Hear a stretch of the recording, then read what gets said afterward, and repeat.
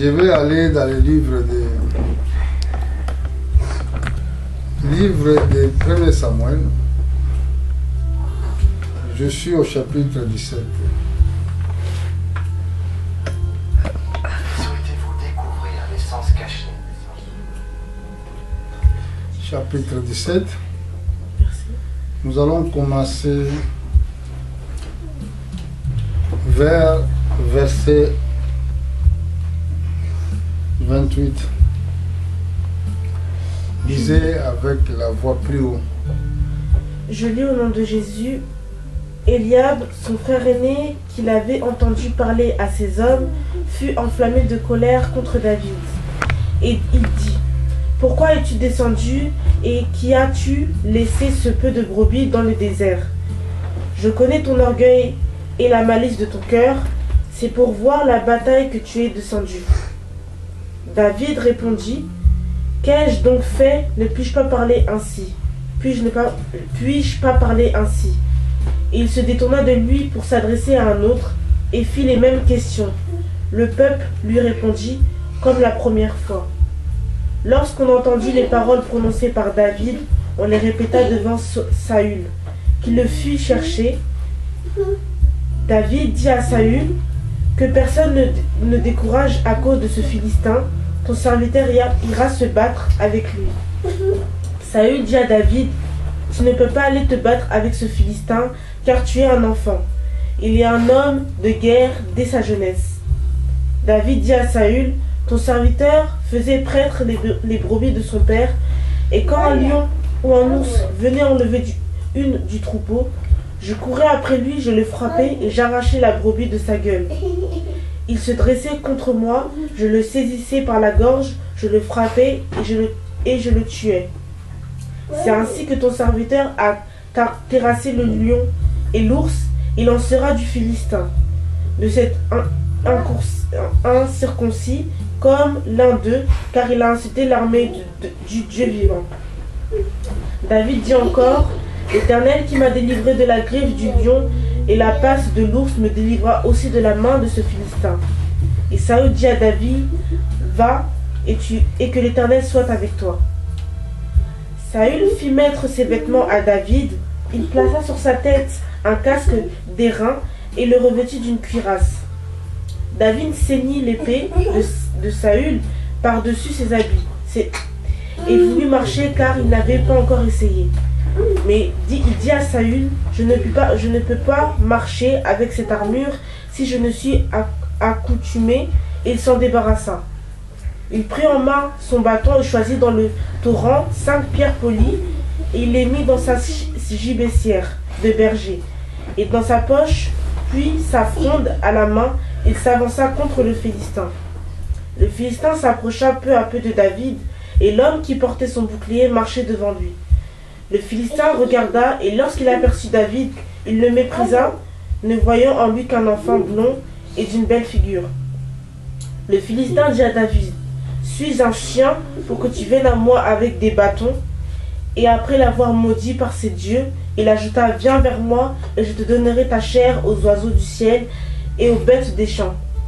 David dit au Philistin: Tu marches contre moi avec l'épée, la lance et le javelot. Et moi je marche contre toi au nom de l'Éternel des armées, du Dieu de l'armée d'Israël, que tu as insulté. Aujourd'hui l'Éternel te livrera entre mes mains, je t'abattrai et je te couperai la tête. Aujourd'hui je donnerai les cadavres du champ des Philistins aux oiseaux du ciel et aux animaux de la terre. Et toute la terre saura qu'Israël a un Dieu. Et toutes ces multitudes saura que ce n'est ni par l'épée ni par la lance que l'Éternel sauve, car la victoire appartient à l'Éternel, et il vous livre entre nos mains. Amen. Amen. Que Dieu vous bénisse. Amen. Prenez place et asseyez-nous. Je profite à cette occasion de saluer mes frères partout dans le monde. Je vous dis que le Seigneur Jésus-Christ vous bénisse richement. Et aujourd'hui, moi, le serviteur de Dieu Tout-Puissant, je viens pour vous apporter encore une fois l'interprétation de la parole prophétique. Aujourd'hui, nous avons l'histoire de David qui grandissait avec la parole de Dieu, qui marchait avec la parole de Dieu.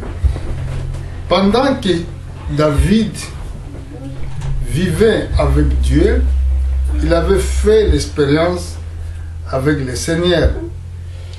Il était tout jeune quand son père l'envoya pour paître les brebis. Là où il faisait le travail de paître des brebis, il a vécu l'expérience incroyable. Parce que un jour, il a vu lion approchant pour prendre les brebis.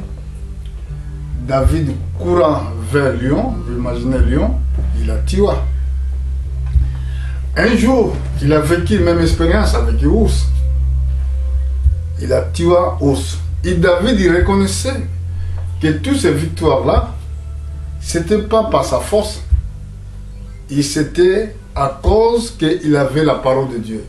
Frères et sœurs, partout dans le monde, écoutez bien. Il n'y a aucune victoire qui est possible dans votre vie si Dieu ne sera pas ensemble avec vous. Si Dieu ne marchera pas avec toi. Si Dieu ne sera pas ton collaborateur, tu ne peux rien faire sur la terre. Et c'est pour cela, quand il est parti pour confronter, quand il entendit Goliath insultant le peuple de Dieu, il avait senti une douleur dans son cœur. Parce que les circoncis, comme il a souligné cette parole de dire que comment c'est un incirconcis. Vous savez, nous étions les incirconcis à l'époque de la loi. Parce que les païens, ils n'étaient pas circoncisés. Ça veut dire, dans d'autres termes, nous les païens, à l'époque de la loi des Juifs, nous étions un peuple loin de Dieu, nous n'avons pas l'alliance avec Dieu. Parce que l'alliance que Dieu avait faite avec Abraham, c'était la circoncision. Et pendant que David regardait les insultes de Goliath, il avait mal dans son cœur. Comme aujourd'hui j'entends beaucoup des hommes insultent le peuple de Dieu, insultent Dieu. Ça c'était le comportement de l'Antiquité, de ce peuple qui manque la révélation, qui manque la connaissance de connaître Dieu. Ils ont dans leur bouche la facilité d'insulter, la facilité de calomnier les gens, la facilité de parler mal. Même quand vous entendez, même dans les réseaux sociaux, un enfant de Dieu ne peut pas accepter dans sa bouche que la parole mauvaise sort. Il doit persévérer, il doit garder sa bouche dans les tout propos. Et David, il a entendu cela. Mais pendant qu'il voulait savoir réellement qu'est-ce qui se passait, son frère, vous savez, à la maison, à des fois, vous devez être dans votre famille 5 ou 6, 7 personnes. Mais ce n'est pas tous qui ont la même vocation. Ce n'est pas tous qui ont le même appel ou même envoi. Et c'est pour ça que vous devez faire attention. Même je suis ton frère. Nous sommes nés dans le même ventre. Nous avons le même père. Mais la vocation de Dieu, c'est différent. Quand Dieu appelle un serviteur de Dieu, il est choisi pas parce que vous êtes nés, même père, même mère. Mais c'est une élection qui vient du ciel. Et c'est pour cela, si vous entendez les propos des frères de David, hein, le frère aîné, regardez ce qu'il a dit. Eliab, son frère aîné, qui avait entendu parler de ce homme, fut enflammé de colère contre David. Il dit, pourquoi es-tu descendu et que tu laissé ce peu de brebis dans le désert? Je connais ton orgueil et la malice de ton cœur. C'est pour voir la bataille qui est descendue. Il a oublié que son père de David, qui envoya David pour aller donner la nourriture à ses frères qui étaient à la bataille devant les champs de combat. Mais David, il était intéressé à cet Philistin à cause des paroles blasphématoires, que je peux dire, quand l'homme insultait Dieu. Là, nous allons voir la différence à celui qui avait la foi et celui qui avait la parole de Dieu. Comment il peut se défendre pendant que les Philistins menaçaient les Israélites. Alors, les propos étaient arrivés jusqu'à Saoul. Écoutez, au verset 32, la Bible dit, David dit à Saoul que personne ne se décourage à cause de ces Philistins. Ton serviteur irait se battre avec lui. Donc il avait la décision, il avait la foi. Ce n'est pas, il parlait seulement à l'air. Il savait que Dieu était avec lui. C'est très important pour les croyants comprennent que Dieu il est avec vous pendant que si vous le croyez. Saoul dit à David, tu ne peux pas aller te battre avec cette Philistin, car tu es enfant. Voilà. Même Saoul ne croyait pas. Tu es enfant. Y a-t-il un homme de guerre de sa jeunesse? Il parle de Philistin était l'homme de guerre depuis sa jeunesse. David dit à Saoul, ton serviteur, faisant paître les brebis de son père, car, oui, et quand un lion ou un ours venant enleva un des troupeaux, j'ai couru après lui, je l'ai frappé, je l'ai raché la brebis dans sa guerre. Si s'adressant contre moi, je le saisissais par la gorge, je le frappais et je le tuais. Donc, là, David, il commença à rencontrer ses expériences avec Dieu. Écoutez, frère, partout où je me passe, partout où je prêche la parole de Dieu, je rencontre les expériences que Dieu a fait avec moi.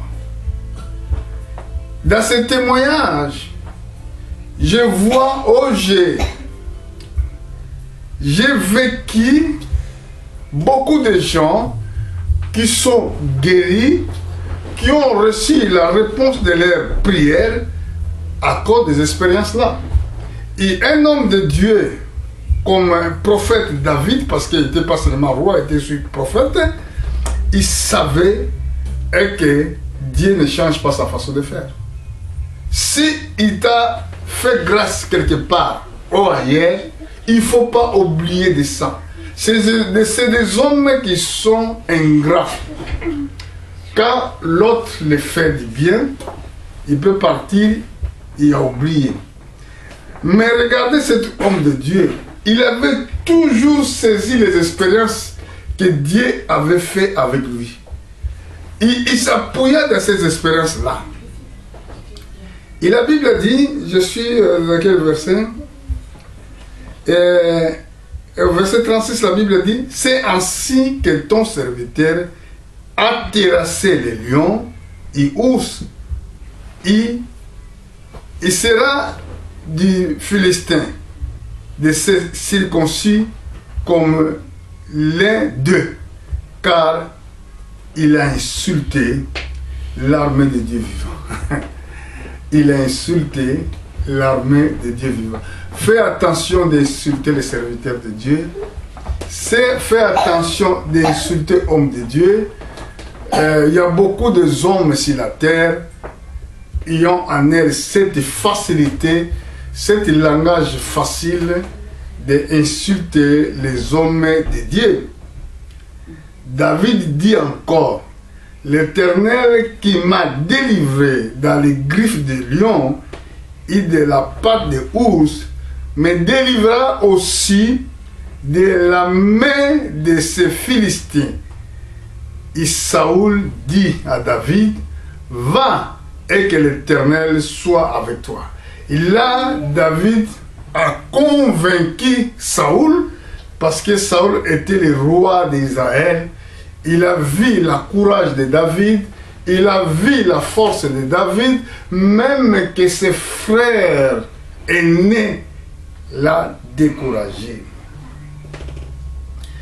Saoul fit mettre ses vêtements à David et plaça sur sa tête une casque de rein. Il le revêtit d'une cuirasse. Ça, c'est la doctrine de Saoul. Il a pris ses vêtements, vêtements de la guerre, il a revêti David. David ceignit l'épée de Saoul par-dessus ses habits. Il voulait marcher car il n'avait pas encore essayé. Mais il a dit à Saoul, je ne puis pas marcher avec cette armure. Je ne suis pas costumé. Il a débarrassé. Vous savez, si Dieu t'appelle, si tu as une vocation céleste, tu ne dois pas regarder ce que les autres font. Tu ne dois pas regarder le comportement des autres. Moi aussi, je voulais être pasteur, mais tu prends seulement de la même façon comme tes anciens pasteurs. Comme les autres que toi tu as regardé. Mais non, si réellement Dieu t'appelle, il va t'inspirer avec quelque chose de nouveau. Il va te montrer comment il va travailler avec toi. Parce que Dieu change les temps et les circonstances. Dieu, il change aussi les dispensations. Ce n'est pas l'ancienne dispensation qui était auparavant, c'est la même dispensation que nous allons prêcher dans cet temps de la fin. Et c'est pour cela que nous avons des guerres avec d'autres serviteurs, par exemple, nos ancêtres ou nos pères qui prêchaient devant nous avant. Ils veulent que nous continuions à faire travail comme eux. Ce n'est pas possible. Ici, nous avons vu les costumes pour aller bagarrer faire la guerre avec les Philistins. Il doit s'habiller selon ce qui était les coutumes de tous. Mais David, il s'est débarrassé avec tout ça, tous ces systèmes-là que Saoul avait mis à sa disposition. Pourquoi aujourd'hui, quand je prêche le message prophétique, je dis que les saintes scènes que vous recevez dans votre église, c'est contre les Écritures. Parce que vous le faites des jours. Une fois que la nourriture, faites le soir. Vous mangez les biscuits. La Bible déclare que c'était le pain sans le vin. Vous prenez les boissons sucrées. Ce n'est pas ça en fait. C'était la vigne. Oh, le vin. Hein? Pourquoi le vin? Pourquoi le pain sans le vin? Donc, Dieu, il est la parole de Dieu.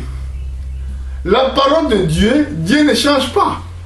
Mais quand vous mettez un petit levain, je ne sais pas si j'ai bien dit, un petit levure dans la pâte, vous allez voir que la pâte, ça va se transformer. Mais si vous le laissez comme ça, la pâte, sans levure, donc la pâte sera toujours le même. Bon, le vin symbolise le péché. Le levure, pardon. Symbolise le péché. Donc le péché transforme l'humanité. Le péché transforme les humains. Mais si Dieu est la parole, Jésus-Christ est le pain de vie, le pain vient à travers la farine. Donc, ça veut dire que Dieu ne change pas sa façon de faire. C'est pour ça qu'il parle de vin, de levure, pardon. Et quand on prend les boissons comme était le vin, Vin, ça veut dire c'est une boisson qui se... qui s'abîme pas, merci. Vous pouvez garder même si la terre pendant 1 an, 2 ans. Vous allez chercher après 2 ans ou 3 ans, après vous allez voir c'est le même. C'est exactement le sang de Jésus, depuis qu'il était coulé au croix de Calvaire, jusqu'à aujourd'hui, il est le même. Il pardonne, même, il y a efficacité de pardonner nos péchés, même jusqu'à aujourd'hui. C'est pour cela, tout ce qui est écrit dans la Bible, il y a une grande signification. Et c'est pour cela, pour moi, tout système que vous placez dans les églises, de boire, de prendre dans les places de pain sans levure, sans levain, ça veut dire vous pratiquez la doctrine de Marc de la bête. Ce n'est pas la doctrine de Christ. Je m'adresse à toutes les églises qui font cela, de prendre les biscuits pour manger pendant quand il fait le jour. Ça veut dire c'est la marque de la bête. C'est l'enseignement de bête. C'est l'enseignement de la marque de la bête. Ce n'est pas la doctrine de Christ. Si vous prenez les boissons sucrées, au lieu de prendre le vin, ça veut dire que vous n'acceptez pas aussi la mort de Christ à la croix. Vous rejetez la doctrine de Christ. C'est pour cela ici, David a se débarrassé des systèmes que Saoul utilisait pour aller se battre.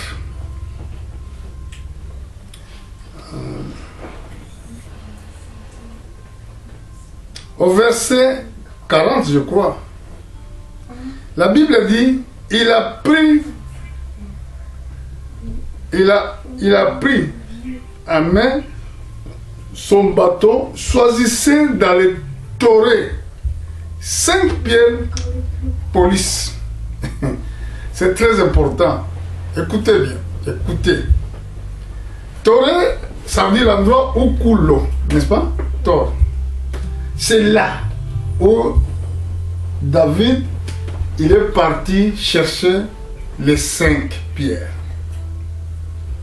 Pourquoi?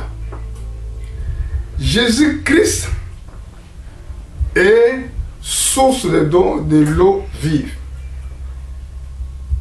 La Bible dit, quand il était dans les fontes, sources, c'est là qu'il a trouvé la femme samaritaine.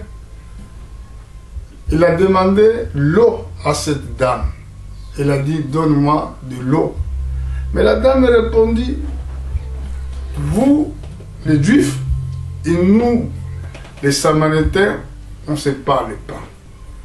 Et Jésus continue à parler avec cette dame. Il a dit, si tu savais qui parlait avec toi, tu voulais dire que donne-moi l'eau.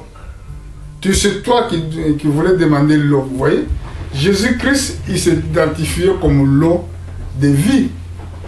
Il parle des sources de l'eau de vie. Parce que la parole de Dieu est l'eau de vie. Et c'est là que David, quand il a compris où il doit trouver les pierres c'est l'image des fondements de l'église, il est parti chercher où? Dans les torrents d'eau. 5 pierres, pourquoi? Les 5 pierres, c'est le fondement de l'église. Et cette église qui est bâtie dans l'enseignement des apôtres, nous avons 5 ministères. Nous avons ministère apostolique, prophétique, apôtre, prophète, docteur, pasteur, évangéliste. Tu ne peux pas bâtir une église avec 2 ministères seulement, ça ne marchera pas. Tu ne peux pas bâtir une église avec un seul don de pasteur, ça ne marchera pas. Dans cette église qui est image du corps de Christ, il doit être fondé dans la pierre angulaire qui est Christ. Et l'église doit être bâtie dans le fondement des apôtres, que Jésus-Christ lui-même est la pierre angulaire. Alors c'est pour cela l'image de Saint-Pierre que David avait pris pour aller confronter l'ennemi. Tout ça c'était prophétique. Quand on continue à interpréter les chiffres 5, nous allons voir aussi Dieu quand il fait les choses, quand il a créé le monde, il n'a pas créé par hasard. Il a créé le monde avec 5 continents. Pendant que le monde a été créé avec 5 continents, et c'est pour cela, la parole de Dieu doit sauver l'humanité tout entière. Quand il parle d'humanité tout entière, ça veut dire tous les 5 continents, il doit écouter la parole de Dieu. Amen. Amen. Je ne sais pas si vous me comprenez, ou bien non. Nous allons continuer à expliquer le chiffre 5 pour voir pour quelle importance des chiffres 5 dans les Écritures, dans la Bible. La Bible ne parle pas seulement hasard.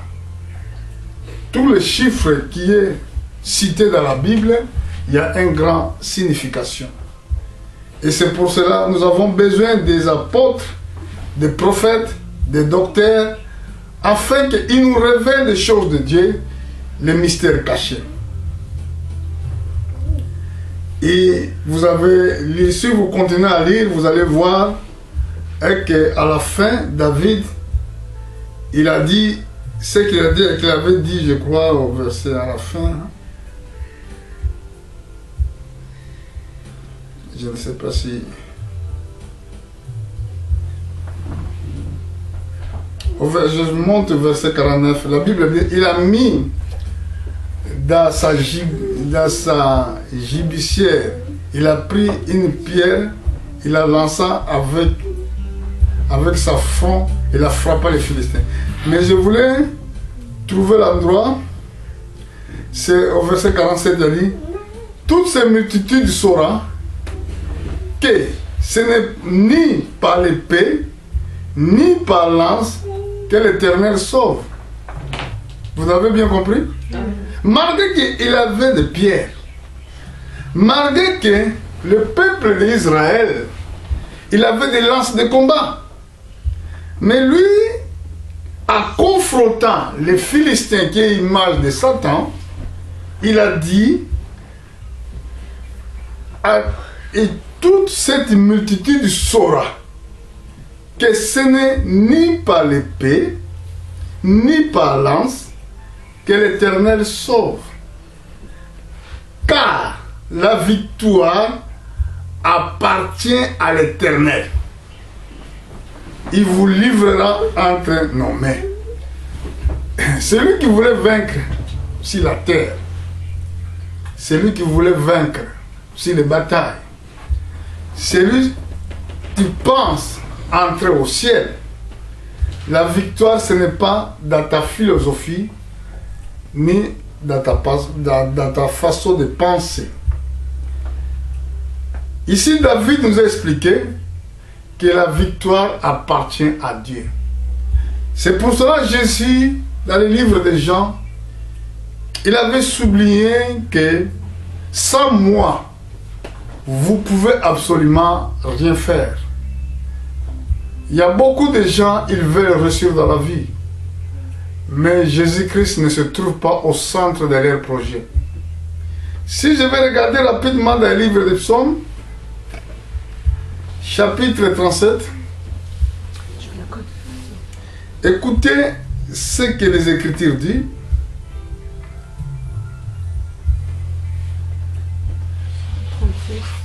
Oui, chapitre 37. Maintenant,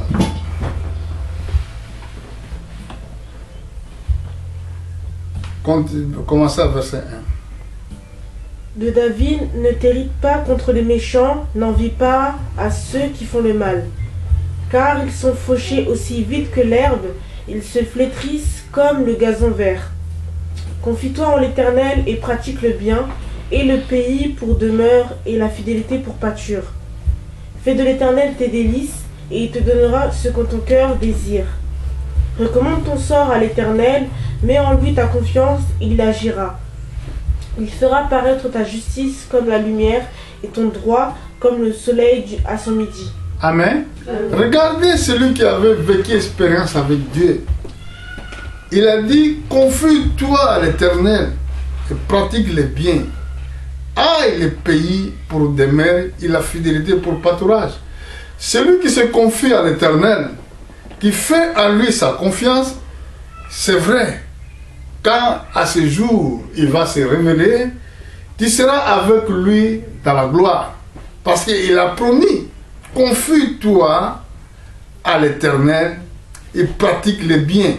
Donc marche avec la parole de Dieu. Marche avec Dieu. Aille le pays qu'il parle ici, c'est le ciel.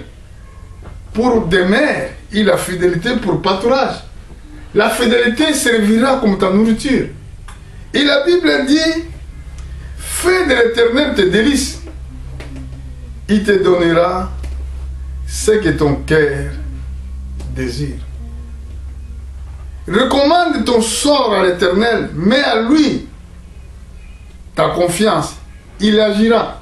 Le problème c'est qu'il y a peu de gens qui mettent leur confiance à Dieu. Ils mettent leur confiance dans les études. Ils mettent leur confiance dans leurs capacités intellectuelles. Mais ils ne mettent pas confiance à Dieu. C'est ça qui est terrible. Mais je vais revenir pour le chiffre 5.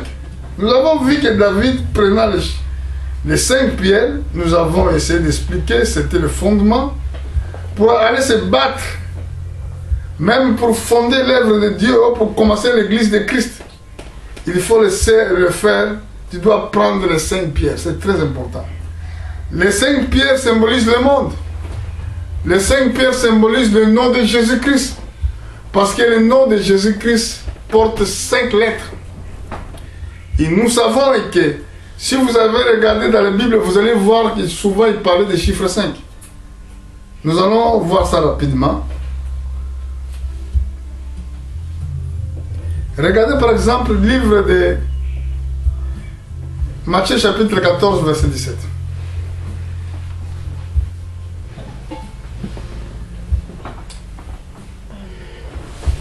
Mais ils lui dirent, nous avons aussi 5 pains et 2 poissons. Il dit, apportez-les-moi. Il fit asseoir la foule sur l'herbe, prit les 5 pains et les 2 poissons, et leva les yeux vers le ciel. Il les rendit grâce, puis les rompit les pains et les donna aux disciples qui les distribuèrent à la foule. Tous mangèrent et furent rassasiés, et on emporta 12 paniers pleins des morceaux qui restaient. Ceux qui avaient mangé étaient environ 5000 hommes, sans les femmes et les enfants. Aussitôt après, il obligea les disciples à monter dans la barque et à passer avant lui de l'autre côté pendant qu'il renverrait la foule. Amen. Amen. Ici, c'est prophétique aussi. Jésus était dans le désert, il portait la parole de Dieu, mais les foules étaient vraiment affamées.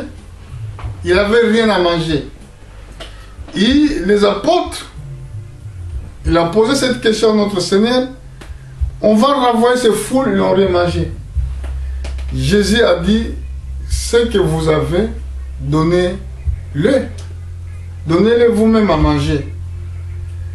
Mais les apôtres ont répondu, nous avons 5 pains et 2 poissons. En regardant, si vous lisez comme ça, vous allez dire, comme les Écritures disent, que les apôtres avaient 5 pains et 2 poissons. Mais finalement, prophétiquement, symbolisait quelque chose. 5 pains, ça veut dire c'est le nom de Jésus. 5 pains où la parole de Dieu sera prêchée au monde. Et les poissons ont été 2. Pourquoi 2 poissons? 2 poissons. Jésus avait dit à l'apôtre, quand il appelait Pierre, il a dit que je te ferai pécher les hommes.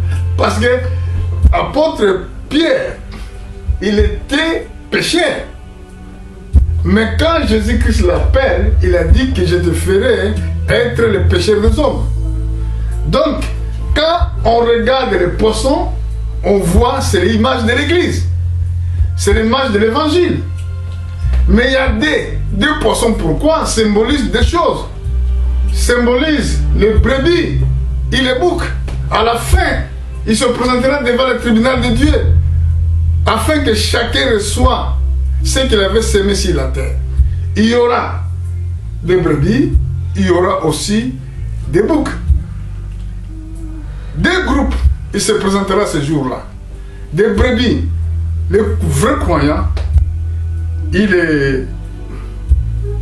les boucs, c'est les mauvais chrétiens qui se comportent bizarrement, qui ne se comportent pas dignement selon la parole de Dieu. Bon, là, vous avez bien compris, il ne s'agit pas seulement de 5 pains, mais 5 pains symbolisaient prophétiquement le monde entier, hein, la nation tout entière, le monde entier, qu'il doit écouter la parole de Dieu. Mais je vais voir aussi le mystère des chiffres 5. Regardez par exemple au verset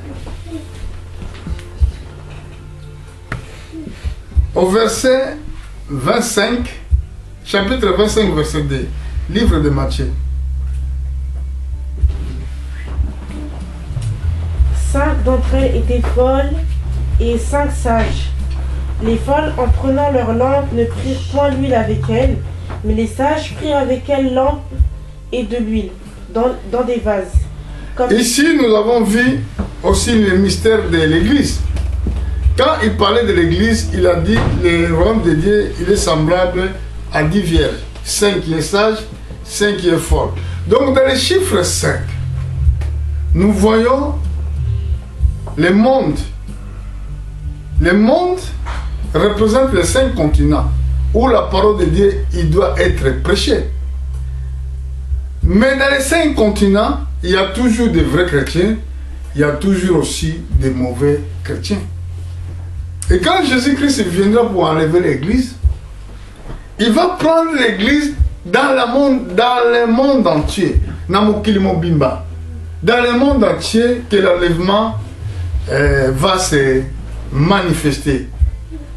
Quand l'enlèvement sera là, il sera tout le monde, dans le monde entier, dans le même clin d'œil, et que l'enlèvement va se faire. Le peuple de Dieu, qui marchait avec Dieu, qui faisait la volonté de Dieu, ils seront enlevés.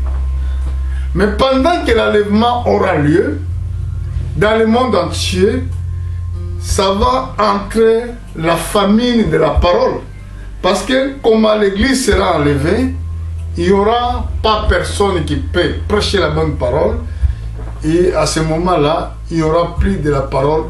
Les gens, ils vont chercher la parole de Dieu, ils ne le trouveront plus. Parce que l'enlèvement ça va se faire pour aller préparer le gouvernement qui va gouverner le monde dans le royaume de Christ. C'est ce que voulait dire royaume des milléniums. Amen. Amen. Donc, tous les chiffres 5 dans les Écritures, il y a une signification de la grâce que Jésus-Christ a se révélé pour nous. Il y a une signification des continents, ou le monde que nous sommes, que nous vivons tous.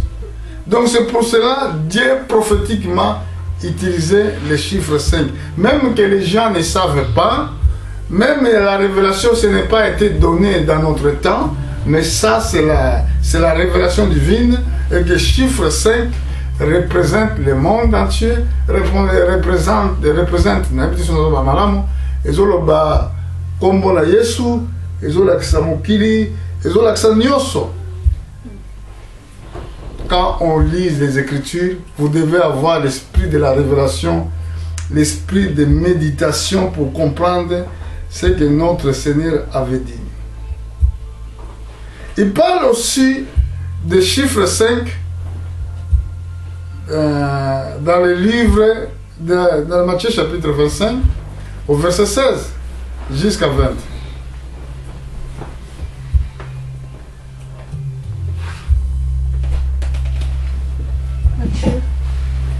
25, 16 à 20. Aussitôt, celui qui avait reçu les 5 talents s'en allait, les fit valoir, et il gagna 5 autres talents. De même, celui qui avait reçu les 2 talents en gagna 2 autres. Celui qui en avait reçu qu'un alla faire un creux dans la terre et cacha l'argent de son maître. Longtemps après, le maître de ses serviteurs revint et leur fit rendre le compte.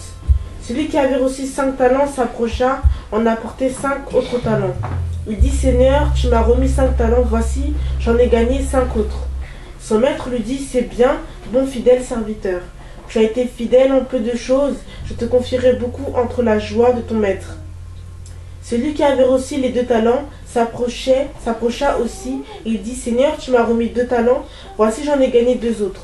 Son maître lui dit: C'est bien, mon bon fidèle serviteur, tu as été fidèle en peu de choses, je te confierai beaucoup, entre dans la joie de ton maître.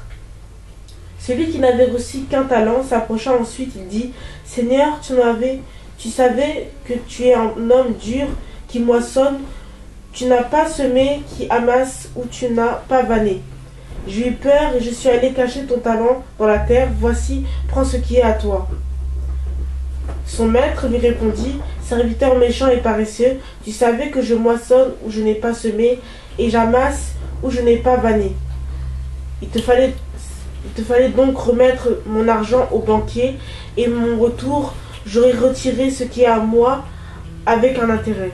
Amen. Amen. Là, il parle aussitôt de ceux qui reçoivent le don de travailler dans le ministère. Il y a des autres qui ont reçu plus de 5 dons, comme il a en elle, ministère apostolique, prophétique, doctorat, évangélique, et pasteur aussi. Il y a des autres qui reçoivent 2 ou 3 ministères. Donc, ce mystère-là que vous recevez de la part de Dieu, vous devez travailler avec. Vous devez continuer à prêcher. Vous devez continuer à travailler par le Seigneur. Ça ne sert à rien que tu es pasteur, il te se cache. Quand tu arrives à un endroit, tu n'arrives même pas de prêcher. Tu es évangéliste, tu ne voulais pas que les gens connaissent que tu es pasteur, ou tu prêches la parole de Dieu. Beaucoup de gens, ils se comportent de cette façon. Ils ne voulaient pas que les gens sachent qu'ils prient Dieu. Ils ne voulaient pas que les gens sachent qu'ils servent Dieu. Mais quand vous avez reçu le don de la part de Dieu, vous devez prêcher. Vous devez dire au peuple de Dieu par rapport au don que Dieu vous a accordé. La Bible dit: celui qui aura honte de mes paroles, moi aussi j'aurai honte de lui. Si aujourd'hui vous avez honte de dire à vos collègues, à vos familles et à vos chefs, vous recusez ou refusez de les prêcher l'évangile, Dieu va vous demander le compte pour ce que vous n'avez pas fait. Et c'est lui que nous avons vu qu'il est parti cacher les dons. Il a dit que je connaissais que tu es chef rigoureux, je ne peux pas. Il a donné l'explication que vous avez lu tous. Ça veut dire qu'il était condamné, il était envoyé en enfer pour qu'il n'a pas travaillé par Dieu. Quand vous avez don de Dieu, vous devez porter la parole de Dieu. Comme moi je l'ai fait, même je ne parle pas bien la langue française, j'essaie de le faire. Parce que je sais que Dieu vous donnera l'intelligence de comprendre ce que je suis en train de vous prêcher. Alors, si je ferme ma bouche, personne n'entendra. La Bible dit: comment invoquera-t-il le nom de Jésus s'il n'y en a pas quelqu'un qui prêche? Donc, il doit avoir les prédicateurs pour porter la parole de Dieu. Mais Satan, qu'est-ce qu'il fait? Il vous donne l'esprit de timidité. Vous êtes timide pendant que, surtout quand vous voyez que quelqu'un qui se présente devant vous comme une grande personne, vous avez peur de lui parler. Mais ça voulait dire que vous n'avez pas fait l'expérience avec Seigneur Jésus. Devant toi, vous ne devez pas voir quelqu'un qui est grand devant vous. Vous êtes là pas pour manquer de respect aux gens. Vous devez respecter tout le monde. Mais avoir l'attitude d'un serviteur qui n'a pas peur. Il peut témoigner la parole de Dieu sans avoir crainte. Parce que nous n'avons pas reçu l'esprit de la crainte. Mais nous avons reçu l'esprit de l'amour et nous confessons Jésus-Christ clairement avec tout l'amour de Dieu qui est renversé dans nos cœurs. Soit tu es président, tu écouteras la parole de Dieu. Tu es ministre, tu écouteras la parole de Dieu. Parce que Dieu, il est unique, il est grand. C'est pour cela que David a dit, la victoire ne vient pas à travers de la force que vous avez, à travers de l'épée, à travers de votre éducation, à travers de tous les bacs que tu as eu dans la vie. La victoire vient de la part de Dieu. Nous allons aller, je vais finir, dans le livre de Jean chapitre 5. Je vous parle du chiffre 5. Ça veut dire le chiffre de fondement. Pour commencer à bâtir un travail, tu dois mettre le fondement à sa place. Donc l'église doit être, les serviteurs de Dieu doivent poser le fondement des apôtres. Sinon, ça ne marchera pas. Lisez un peu, vous allez voir ce que la Bible dit. Jean chapitre 5, verset 2. Jean chapitre 5, commencez vers verset 2. Or, à Jérusalem, près de la porte des brebis, il y a une piscine qui s'appelle en hébreu Bethesda et qui a 5 portiques. Sous ces portiques étaient couchés un grand nombre de malades, des aveugles, des boiteux, des paralytiques qui attendaient le mouvement de l'eau. Ah, vous voyez? Parce que tout ce qui était en Jérusalem, c'était prophétique. Jésus, un jour, il est monté en Jérusalem. Quand il a monté à Jérusalem, il ne se plaçait pas à toutes les places. Il est parti juste où son nom a été identifié. Or, à Jérusalem, près de la porte des brebis. Vous comprenez? Ça veut dire,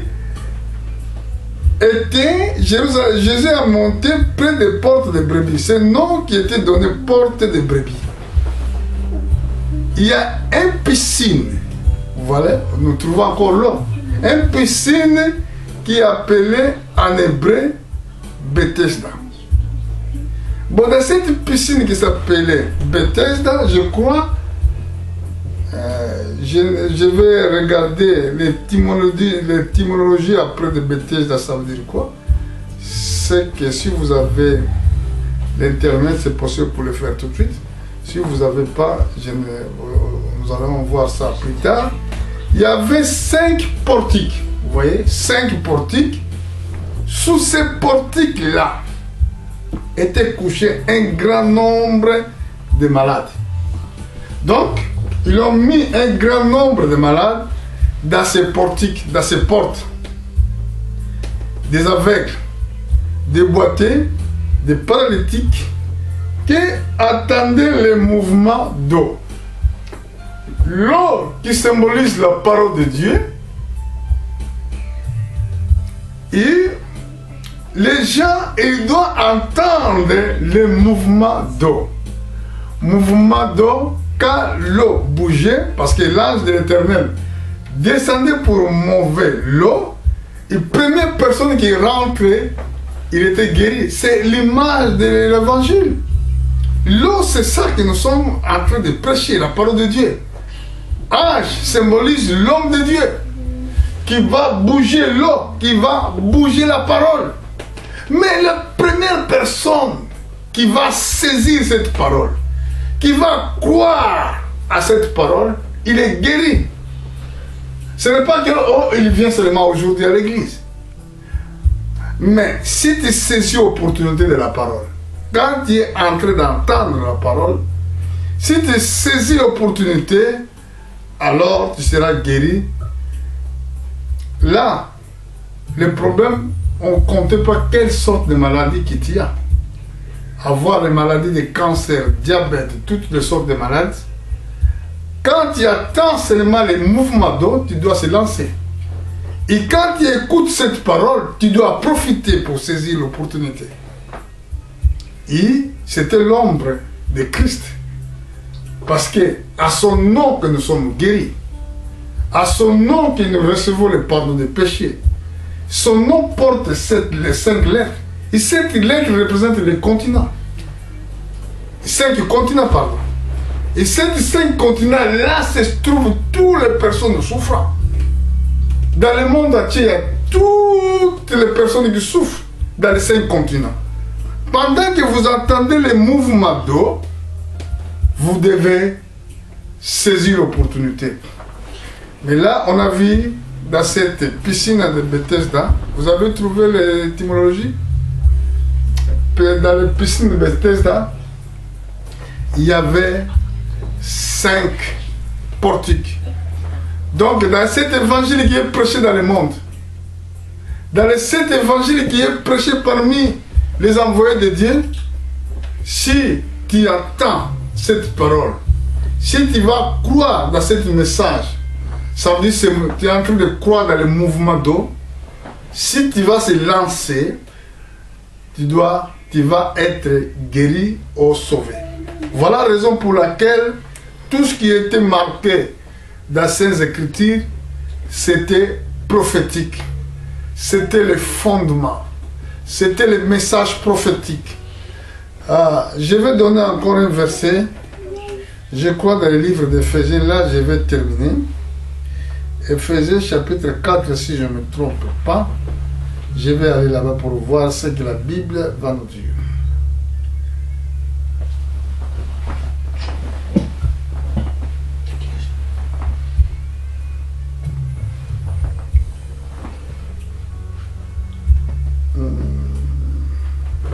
Non, je crois que ce n'est pas là.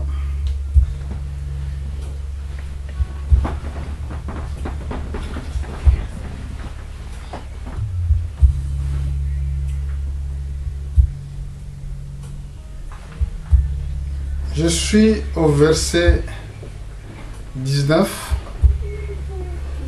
jusqu'au verset 22. Ayant perdu tout sentiment. Non, chapitre 2, verset 19.